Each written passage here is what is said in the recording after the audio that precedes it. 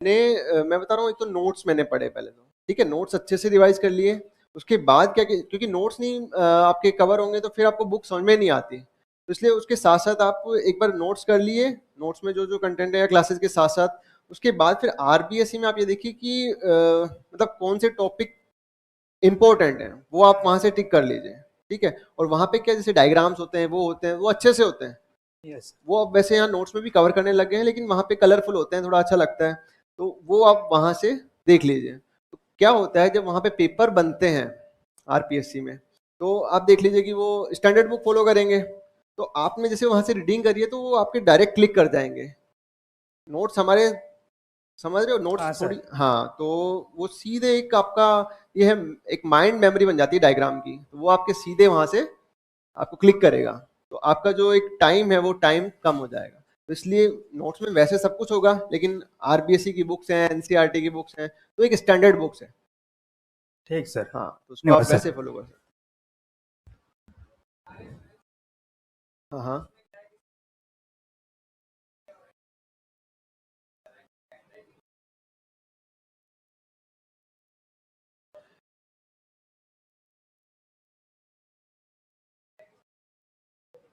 Hand writing का ये कि पढ़ना आना चाहिए, लेजिबल होना चाहिए, वो कि सामने वाले को समझ में आ जाए, बस इतना है। आपकी अच्छी है तो बहुत अच्छी बात है, लेकिन अगर समझ में नहीं आ रहा है कुछ भी, तो फिर आप ये एक्सपेक्ट मत कीजिए कि उसमें अच्छे मार्क्स आ जाएंगे। Hello sir. वो इतना होना चाहिए, एक मिनट, वो इतना होना चाहिए कि आप वो पढ़ सके सामने वाला, ठीक है, आप जो कहना चाह रहे हैं वो समझ सके। हाँ, हेलो। सर मैं ये पूछना चाह रहा हूँ कि मतलब इंग्लिश को कैसे करें, मतलब थोड़ा क्या है, हम हिंदी मीडियम से हैं तो इंग्लिश का हो नहीं पाता, तो उस वजह से। इंग्लिश की आपने अभी जो जनरल इंग्लिश है वो पढ़ी तो होगी, तो है ना। पढ़िए। और यहाँ पे जैसे आपकी क्लासेस लगेंगी, हाँ। तो साथ साथ में जैसे ग्रामर पोर्शन है, और जो रिटन कंपोजिशन है वो प्रैक्टिस करेंगे आप। अभी आपके पास टाइम है, फाउंडेशन में आप आए हैं, 1 ईयर है, तो आप जैसे आपको लग रहा है कि आपकी इंग्लिश वीक है, तो शुरू से आप उसकी प्रैक्टिस करके चलें साथ में। ओके जैसे सर, थैंक जो, यू। हाँ, जो भी बुक मिलेगी, जो भी अपनी फैकल्टी होगी वो बता देंगे आपको कि ये बुक्स हैं, और उस तरह से आप। और किसी के क्वेश्चन है, फिर मैं अपना बताता हूँ आरपीए का। मैंने उसके बाद किया था, मैंने पहले जॉब की थी, और फिर जॉब के बाद जॉब छोड़ के रिजाइन करके फिर उसके बाद मैंने इधर आरएएस में सिविल सर्विसेज में आने की सोची थी। क्या टोटल मैं बता रहा हूँ आपको, ये जर्नी जो थी 2018 की, जो आरएएस थी, वो देख लो 21 में कंप्लीट हुई थी, तो 18-17 अराउंड स्टार्ट किया था मैंने, हाँ, फुल फोकस के साथ। तो उसमें क्या है कि आपको, हाँ, मेन चीज़ ये है कि कभी, जैसे अभी वाली आरएएस थी 21 वाली, वो देखी होगी, पेपर देखे होंगे शायद आपने, डिसाइड किया है तो वो बहुत जल्दी हो गई। तो इसमें ये है कि पता नहीं होता, इसलिए आपको पहली बात तो पेशेंस रखना है कि जब तक सिलेक्शन नहीं होगा, जब तक हम बन नहीं जाएंगे, हम कहीं नहीं जाएंगे, इधर उधर कहीं नहीं भटकना है। जब आरएएस डिसाइड कर लिया तो आरएएस ही करना है। तो अब यही, अब मैं बता रहा हूँ आपको, जैसे अब आरएएस में तो हमने इतनी प्रिपरेशन करी, इतने मतलब टफ भी थी प्रिपरेशन की फेज। उसके बाद जैसे अभी आरपीएस में है, आरपीएस में आरपीए में गए हैं, तो आप ये मान लो कि वहां पे मॉर्निंग में 5 बजे उठना होता है आपको। मैं पढ़ने के लिए कभी 5 बजे नहीं उठा, है ना। वहां पे आपको 5 बजे उठ के और ग्राउंड में जाना होता है, तो ये मान लो 4:30 उठ जाओ आप, और उठ के ग्राउंड में 5:30 तो रिपोर्ट करनी होती है। उसके बाद आपको ये है कि इवनिंग में 7:30 आप फ्री होते हैं। देख लो कितना टाइम हो गया। इतना तो अगर यहाँ पढ़ लें तो आपको टॉप 10 में जाने से कोई रोक ही नहीं सकता, है ना। क्या स्टडी यार नहीं मैटर करते, मतलब क्वालिटी मैटर करती है। मैंने तो ये किया था कि जैसे वहाँ 3 आवर का पेपर होता है अपना, तो 3 आवर हमें उठना ही नहीं है। मतलब जैसे अपने क्या होता है कि जो एग्ज़ाम सेंटर आते हैं वो बिल्कुल ऐसे आते हैं कि गवर्नमेंट स्कूल्स होते हैं, और हमारे तो एग्ज़ाम भी जून में हुए थे, जो ना फ़ैन था ना लाइट थी, तो उस वैसी सिचुएशन क्रिएट की उस टाइम में, मई जून में। और 3 आवर का सेट किया, क्योंकि 2 पेपर होते हैं मेंस के, एक मॉर्निंग में होता है, एक 2 to 5, मतलब ऐसे होता है ना, 10 to 1, 9 to 12, और 2 to 5, ऐसे 2 पेपर होते हैं एक दिन में। तो मैंने जो स्टडी स्टार्ट की थी अपने, यही किया था कि 3 आवर तो मुझे एटलीस्ट कंटिन्यू बैठना ही है, ये है। तो मैं यहाँ पे जैसे स्प्रिंग बोर्ड ने कुछ टाइम के लिए लाइब्रेरी स्टार्ट की थी, तो उसमें मैं आ जाता था 9 o'clock अराउंड, हाँ 9 o'clock आ जाता था, 7 o'clock अराउंड जाता था यहाँ से। तो 3 3 आवर का अपना एक और टाइम फिक्स किया होता है कि इतना टाइम में तो मुझे बस उठना ही नहीं है उससे पहले, ये है। तो वैसे ही आप डिसाइड कर लेना। मेरा बीटेक था, मेरा बीटेक साइंस है।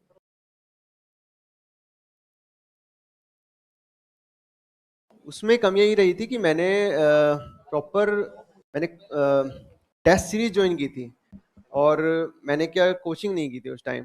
तो क्या हुआ कि मैंने बुक से स्टडी की तो लास्ट में रिवाइज नहीं हो पाया मुझसे। तो थोड़ा सा मतलब एक प्रिपरेशन हो गई थी कंप्लीट, उस टाइम भी अच्छी रैंक आती थी, लेकिन थोड़ा स्ट्रेस था।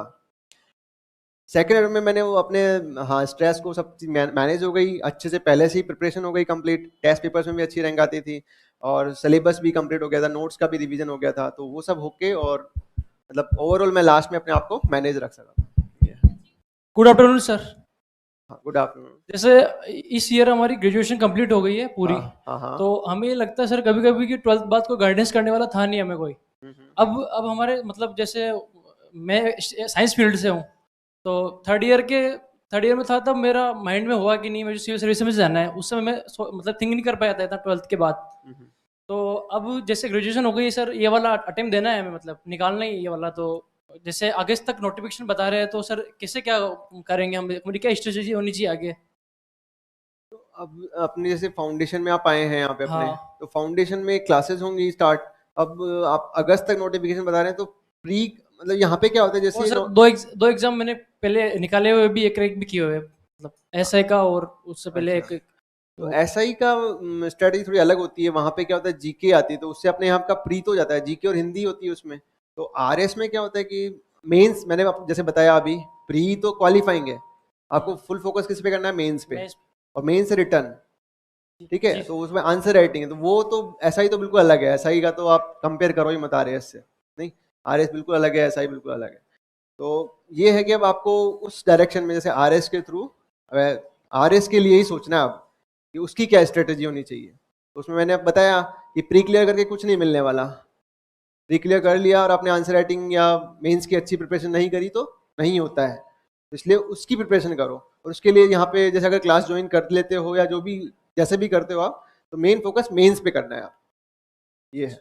हाँ सर, वही कभी डिप्रेशन में आ जाते हैं कि इतना नहीं कम नहीं, टाइम बचा है। डिप्रेशन में तो आना ही नहीं है कभी। थोड़ी हाँ बहुत ठीक है, टेंशन जरूर हो जाती है कि हाँ यार कैसे करना है कैसे नहीं करना है, लेकिन हाँ। डिप्रेशन में तो आना ही नहीं है। क्योंकि सर आरपीएससी जैसे ये वाली वैकेंसी आने वाली है, उसके बाद 2 या 3 साल की गई, अगर ये वाला हाथ से निकल जाता है अटेम्प्ट, तो फिर वही है नहीं, तो कि हाथ से निकलना ही नहीं है ना, अब अच्छे हाँ से प्रिपरेशन करना है, फुल डेडिकेशन के साथ करो आप। मतलब अब कहीं इधर उधर जाना ही नहीं है, कुछ और काम करना ही नहीं है, सिर्फ यही करना है, ऐसा ठान लो बिल्कुल।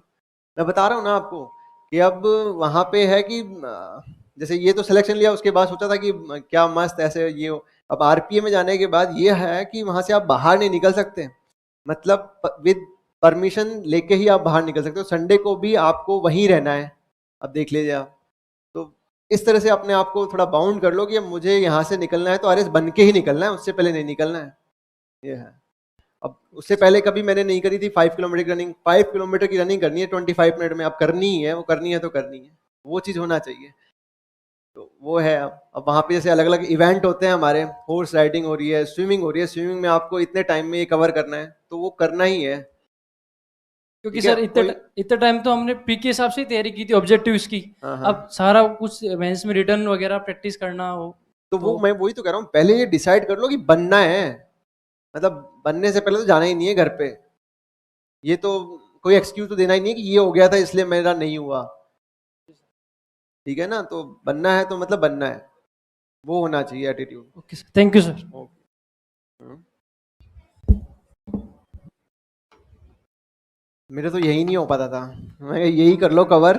मैं बता रहा हूँ ना, मेरी 61 रैंक रही, उसमें मेरा ये रहा कि मैंने टेस्ट सीरीज को रिवाइज नहीं किया था।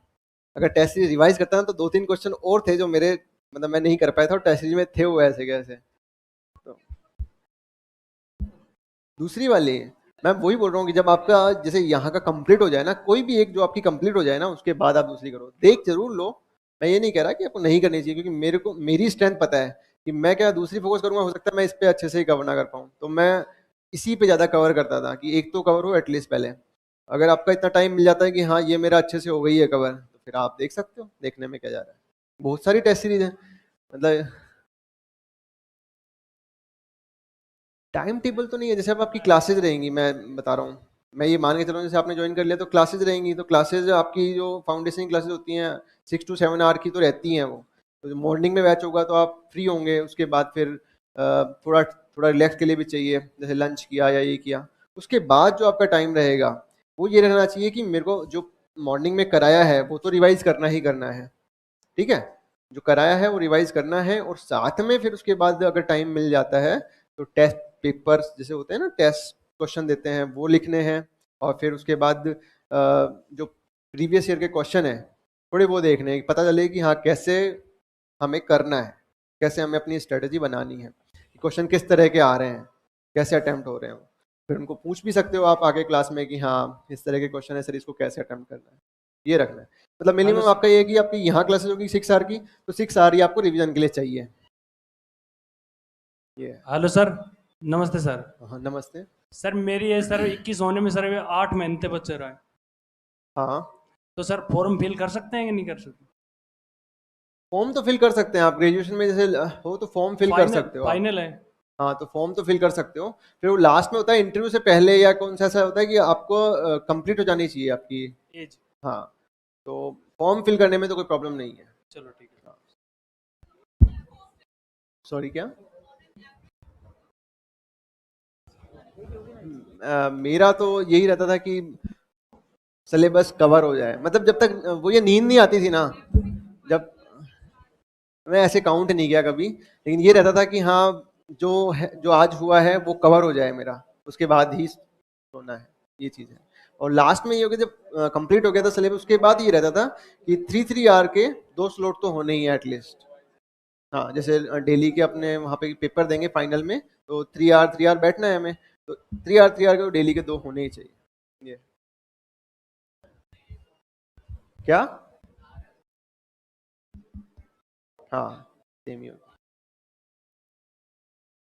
यार ये आप आईएएस का सोचा है तो आईएएस की करो फिर, और फिर उसके बाद जैसे आरएस का होता है तो उसमें जो राजस्थान का कंटेंट है और कुछ अलग सब्जेक्ट हैं वो ऐड हो जाते हैं, लेकिन दोनों की तैयारी मतलब वैसे थोड़ा बहुत कंटेंट अलग है, तैयारी सेम है, आपको फोकस मेंस पे ही करना है, मेंस आंसर राइटिंग टेस्ट करना वही है, ये है।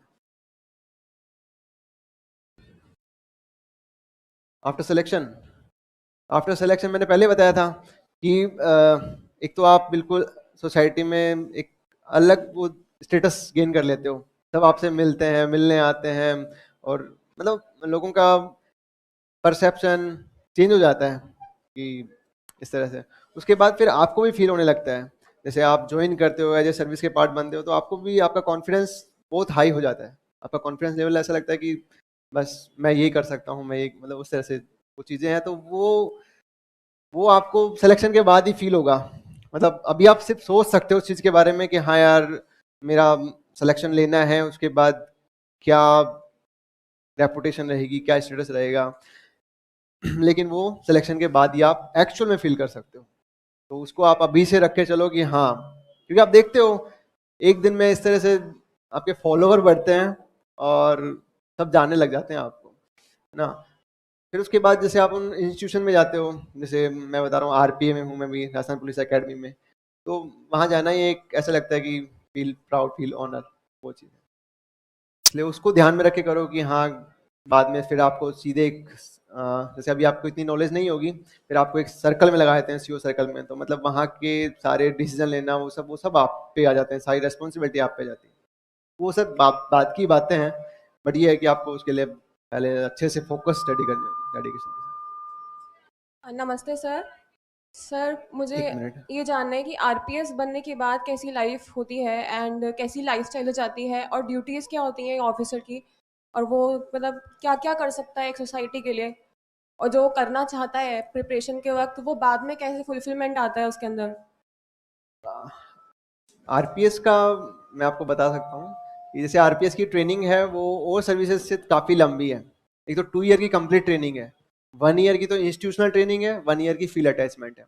तो 1 ईयर की जो ट्रेनिंग है इंस्टीट्यूशनल, उसमें आप देखो कि जब जैसी आज तक कभी बाउंडेशन नहीं रही उस तरह की बाउंडेशन है कि आपको वहीं रहना है, उसी प्रीमिसेस में रहना है, और जब वहाँ की जो अथॉरिटी हैं वो आपको कॉल करें, उस टाइम आपको प्रेजेंट हो जाना है उनके सामने। जैसे मैं बताऊँ, अभी last to last Sunday around at night 3 o'clock roll call बोलते हैं उसे, कि आपकी प्रेजेंट, एज ए प्रेजेंट जो बोलते हैं वो अटेंडेंस।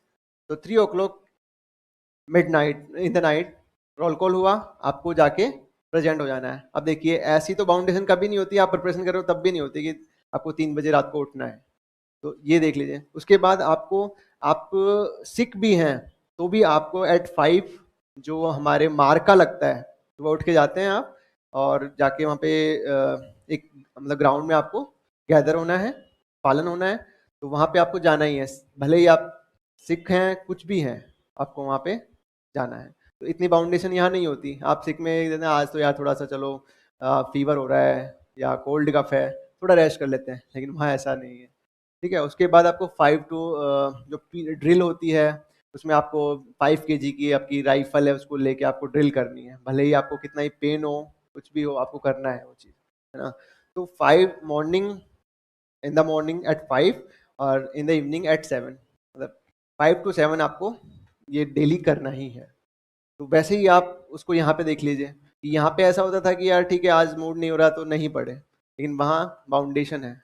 तो वो बस ये है कि आपको उस तरह से उस सर्विस के लिए आपको ट्रेन कर रहे हैं वो, कि आपके पास एक्सक्यूज नहीं है, यू मस्ट बी डिसिप्लिन।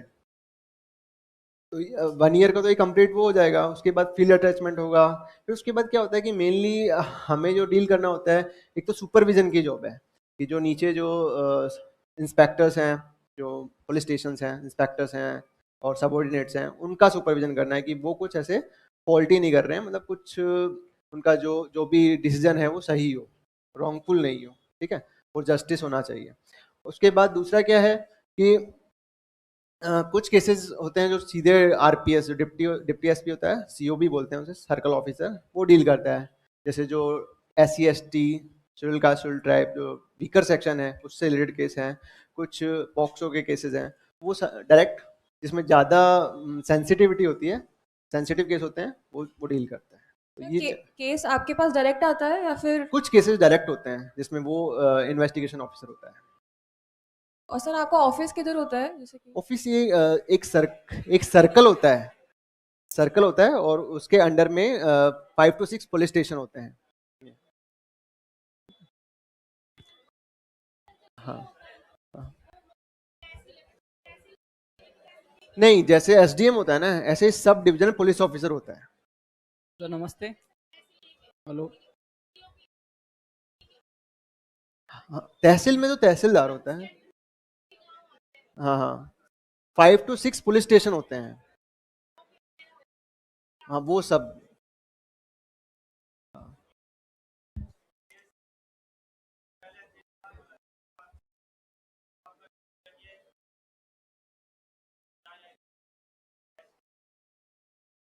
हाँ हाँ, वही कह रहा हूँ, जैसे जैसे आप प्रिपरेशन स्टार्ट करेंगे ना, तो जैसे आप, जैसे हिस्ट्री हुई, ज्योग्राफी हुई, एथिक्स हुई, तो जो सिलेबस है वो आपको यही करते हैं कि आप में एक अच्छी वैल्यू डेवलप हो। जो यहाँ के सब्जेक्ट्स हैं अपने इसके, वो उसका यही है कि आप सबसे पहले एक अच्छे इंसान बने, उसके बाद एक अच्छे सिविल सर्वेंट बने। क्योंकि अच्छा सिविल सर्वेंट तभी बन सकते हो जब आप अच्छे इंसान हो। उसके बाद एक, क्योंकि आपके पास इतनी अथॉरिटी होती है, इतनी रिस्पॉन्सिबिलिटी होती है, वो आप मिसयूज भी कर सकते हो उसका। ठीक है। तो इसलिए मिसयूज ना करो, और उसका एक सोसाइटी के लिए उसका फुल यूज करो अच्छे से। तो वो आप तभी कर सकते हो जब आपके वैल्यू सिस्टम बहुत अच्छे होते सर नमस्ते। हैं। नमस्ते। सर मैं ये पूछना चाह रहा हूँ कि जो ये एक्सपेक्टेड वैकेंसी आएगी 2022 में नवंबर तक, फिर हो जाती है अपने, तो मेंस के लिए क्या है, स्ट्रेटेजी अपनाएं? मेंस के लिए आपकी स्ट्रेटेजी वही रहेगी, मैंने बता दिया कि जैसे पेपर है, 4 पेपर हैं, उनके लिए आप डिसाइड कर लो। ठीक है, कि क्या सिलेबस होना चाहिए, उसके अकॉर्डिंग आप सेट कर लो कि फर्स्ट पेपर में ये है, सेकंड में ये है, थर्ड में ये है, तो कंप्लीट यहाँ हो ही जाएगा। ठीक है। और 4th पेपर मेनली जो फोकस होना चाहिए वो 4th पेपर पे होना चाहिए, हिंदी इंग्लिश पे, क्योंकि वो एक स्कोरिंग है। और इस बार भी काफी हमारे साथ में ऐसे कैंडिडेट हैं जिन्होंने उसमें 150 तक स्कोर किया है। तो आप अगर आपने एक पेपर में इतना स्कोर कर लिया, और अगर जैसे आपकी कोई और जो दूसरा सब्जेक्ट है वो कमजोर भी है, तो भी आप एक अच्छी रैंक गेन कर लेंगे। Thank you sir.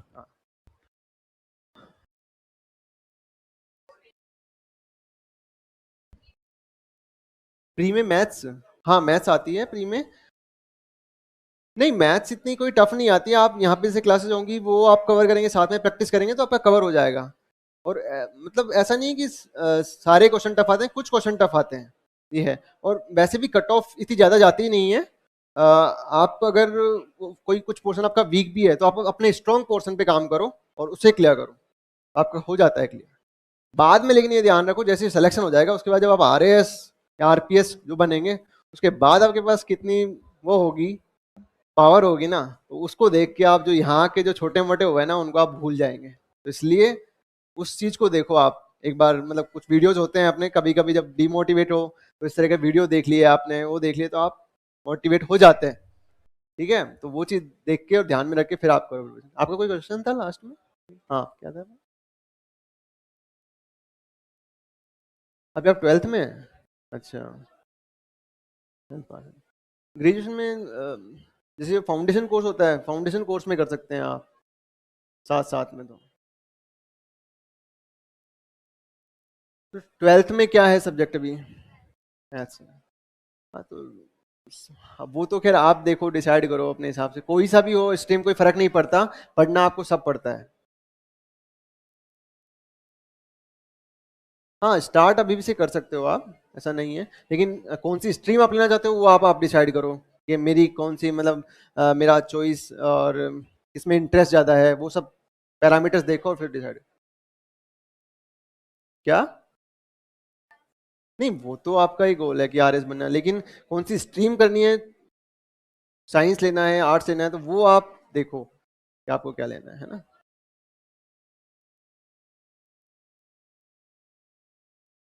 ऐसा नहीं होता है इसमें, तो फिर रैंक वाइज आपको मिलता है। मेरे लिए दोनों था, ये दोनों में से कुछ भी मिल जाए तो आई एम सेटिस्फाइड। हाँ तहसीलदार, तहसीलदार सर्विस वो मेरी थर्ड प्रेफरेंस थी, तहसीलदार सर्विस। लेकिन ये था कि हाँ RS RPS हुआ तो फिर मैं प्रिपरेशन नहीं करूँगा, अनसेटिस्फाइड, क्योंकि दोनों के थोड़े अलग हैं। RS के थोड़ा सोसाइटी के वीकर सेक्शन के लिए ज़्यादा होता है, आप डेवलपमेंट और वो सब, लेकिन इसके भी अलग चैलेंजेस है। इसमें ग्लैमर थोड़ा होता है RPS में, और जैसे मेरी हॉबी जो थी, जैसे हॉर्स राइडिंग हुआ, स्विमिंग हुआ, शूटिंग हुआ, वो सब यहाँ पे आप परस्यू कर सकते हो। ये चीज़ मतलब ओवरऑल आपकी पर्सनैलिटी डेवलप होती है यहाँ पे। सर हेलो ठीक, सर। सैलरी बहुत है, अच्छी है आपकी, अच्छी बढ़िया लाइफ, आपको गाड़ी मिलेगी है ना, ड्राइवर मिलेगा आपको, एक गनमैन मिलेगा है ना, और अच्छा ये मान लो आप बंगला मिलेगा आपको, तो अच्छी है लाइफ, बहुत अच्छी है ये। हाँ हाँ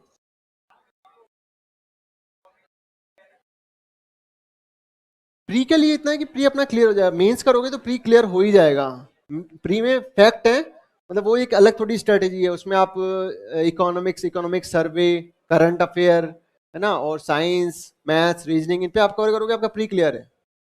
प्री में इतना ज़्यादा वो नहीं करना पड़ता, आप पेपर दीजिए, पेपर को रिवाइज करो, फैक्ट्स ज़्यादा आते हैं, फैक्ट्स आप लर्न करो, बस ये होता है ये। ठीक है, बिल्कुल हो गया। ठीक है, तो बिल्कुल मोटिवेशन के साथ करते रहो और ऑल द बेस्ट, फिर मिलेंगे है ना। हाँ ओके।